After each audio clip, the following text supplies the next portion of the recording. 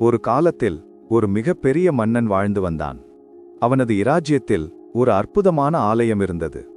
அந்த ஆலயம் உலகம் முழுவதும் புகழ் பெற்றதால் தொலைதூர நாடுகளிலிருந்தும் மக்கள் வந்து வழிபட்டார்கள். ஒவ்வொரு காலையும் மன்னன் ஆலயத்திற்கு வந்து பிரார்த்தித்து கடவுளை பணிந்து வணங்கிச் செல்வான்.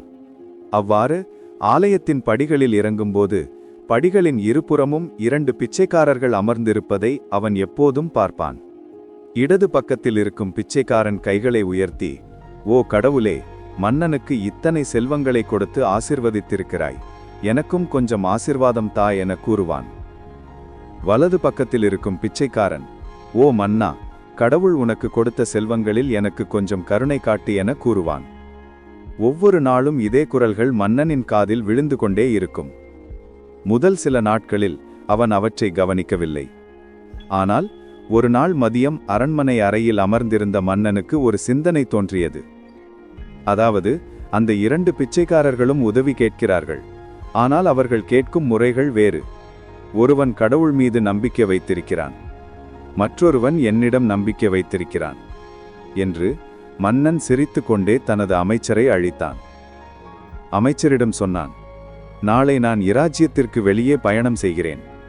ஆலயத்தின் படிகளில் இறங்கும்போது வலது பக்கத்தில் இருக்கும் பிச்சைக்காரன் எப்போதும் என்னிடம் உதவி கேட்பான். நாளை நான் இராஜ்யத்தில் இருக்க மாட்டேன். எனவே நீ அவனுக்கு உதவி செய். சுவையான பாயசம் செய்யச் சொல்லி அதன் அடியில் சில பொற்காசுகளை மறைத்து வைத்து அதை அவனிடம் கொடு. அவனது வாழ்க்கை மாறிவிடும்" என்றான். அமைச்சர் மகிழ்ச்சியுடன் அந்த வேலை செய்தார்.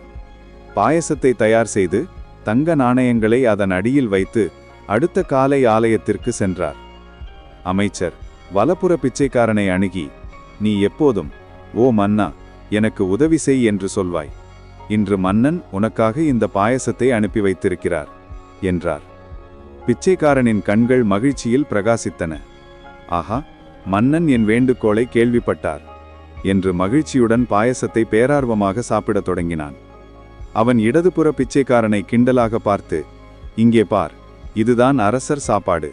நீ இதுபோல இனிப்பு சுவையை காணவே முடியாது" என்று பெருமையாகச் சொன்னான். அவன் சாப்பிட்டுவிட்டு மிச்ச பாயசத்தை இடதுபுற பிச்சைக்காரனுக்கு அகங்காரமாக கொடுத்தான். "இந்த சாப்பிடு, இனி ஒரு போதும் இவ்வளவு சுவையான சாப்பாடு உனக்கு கிடைக்காது" என்றான். இடதுபுற பிச்சைக்காரன் சிரித்துவிட்டு, "நான் பிறகு சாப்பிடுகிறேன்" என்று அமைதியாக அதை வீட்டுக்கு கொண்டு சென்றான். அன்று மாலை அவன் அதை சாப்பிட ஆரம்பித்த போது, சில கரண்டி பாயசம் சாப்பிடும்போது அடியில் ஏதோ மின்னுவது போல இருந்தது.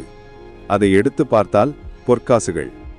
கண்ணீர் மல அவனது கண்கள் நன்றியில் நிறைந்தன. அந்த நாளிலிருந்து அவன் ஒருபோதும் பிச்சை எடுக்கவில்லை. அவன் ஒவ்வொரு காலையும் ஆலயத்திற்கு சென்று கடவுளுக்கு நன்றி செலுத்துவான். மன்னன் பயணத்திலிருந்து திரும்பிய போது ஆலயத்தில் பிச்சைக்காரர்களை பார்த்தான். இடதுபுற பிச்சைக்காரன் சந்தோஷமாக பிரார்த்தனை செய்து கொண்டிருந்தான். ஆனால் வலதுபுற பிச்சைக்காரன் அதே இடத்தில் வெறும் கையுடன் அப்படியே இருந்தான். மன்னர் நினைத்தார், எவருக்காக விதி எழுதப்பட்டிருக்கிறதோ அது எத்தனை தடங்கள் இருந்தாலும் அவரை அடையும் என்று.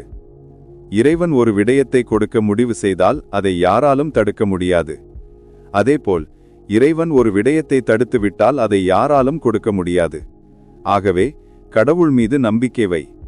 வாழ்க்கை எவ்வளவு திருப்பங்கள் வந்தாலும் உனக்காக எழுதப்பட்டது உன்னை வந்தடைந்தே தீரும்.